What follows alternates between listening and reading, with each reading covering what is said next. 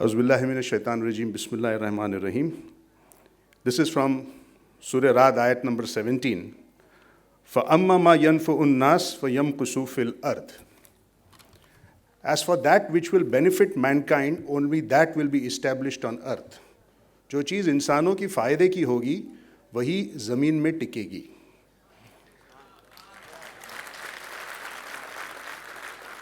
Somewhere in the 1930s, आज से कई साल पहले, JRD टाटा अपने एक रिश्तेदार के साथ इंग्लिश चैनल क्रॉस कर रहे थे. उन्होंने कैंसर ट्रीटमेंट के लिए, ओसोफेजियल कैंसर ट्रीटमेंट के लिए इंडिया से इंग्लैंड गए.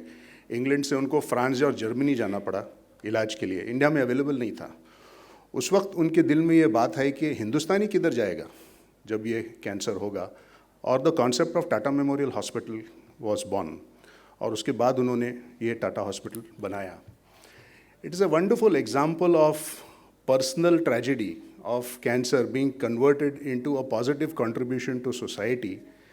And as a result of this, you see what Tata Memorial Hospital is. It is a great institute which has, I think both Dr. Pradhan and I recognize that if destiny had not taken us to that hospital, we would not have been where we are today.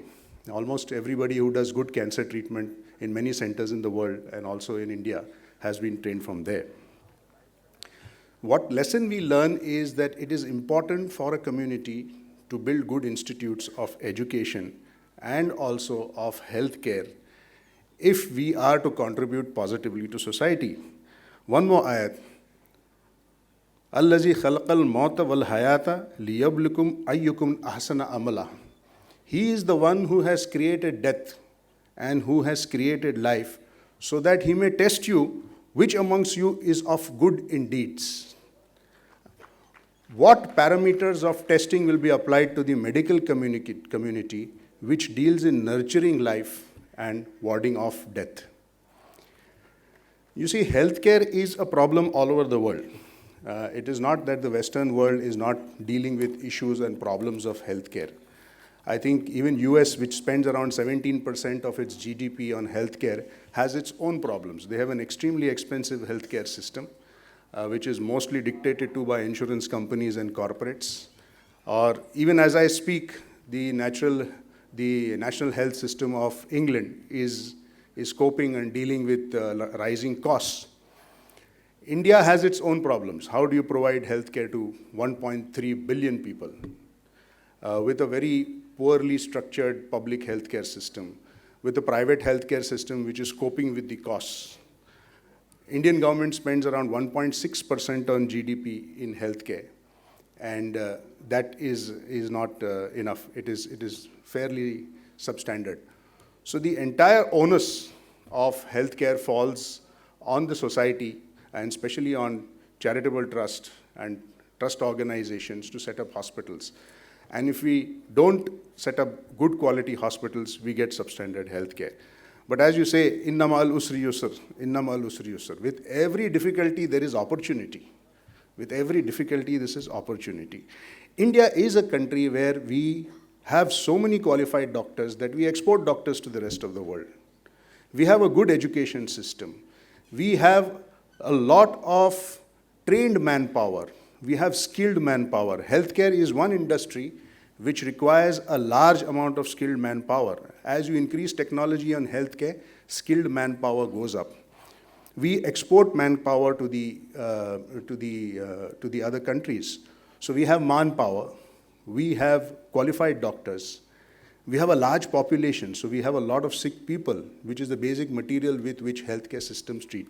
And I think our community has a great opportunity in this to think of small setups, small hospitals, small health centers where we are able to provide good health to the community. This is a very big lacune. You see, you look at the media, the kind of doctor bashing which is going on in the media, and I don't think anybody is at fault. It's the system which is at fault. Dr. Pradhan and I are struggling all the time to provide, I go abroad, we go to so many conferences. Most of the things we learn in cancer treatment, we cannot implement over here because an Indian can afford only one good quality treatment. The subsequent treatment is not available. We just cannot afford it. So to establish good healthcare, setups, the community has to work together. And it is very simple. The problem lies in healthcare economics. I think that is where the problem lies, and unless we deal with the economics, and the simple principle of the economics is that if you want to have good healthcare, the healthy must pay for the sick. So all of us who are healthy must have systems by which when a person falls sick, we catch him, we support him, we are able to support his treatment because we are standing in line. So we need to apply our mind as to how these healthcare economics can develop, how we can have good institutes. It is not very difficult for a small city to have trust-run hospitals by the community in multiple areas which are low cost, which provide basic treatment. We have to also simplify treatment. I know I'm a robotic surgeon, but I do a lot of simple surgeries also.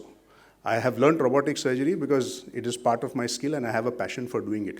But that doesn't mean that I don't do simple surgeries. We'll have to simplify treatment. We have to have good setups.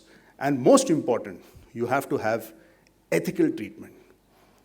As one line of the Quran goes is, "Wal asr, innal insana lafi khusr, illa allazina amanu wa amilu salihati wa tawasaw bil haqq wa tawasaw bis sabr." वक्त का तकाजा है कि इंसान खसारे में है, नुकसान में है, हम सब नुकसान में हैं। इल्लल्लज़ीना आमनु, सिवाय उन लोगों के जो ईमान रखें, व अमलुस सालिहाते, और अच्छे काम करें और पॉजिटिव कंट्रीब्यूशन दें, व तवासु बिल हक़, और एग्जाम्प्लीफाई करे सच को और एग्जाम्प्लीफाई करे सब्र को। ये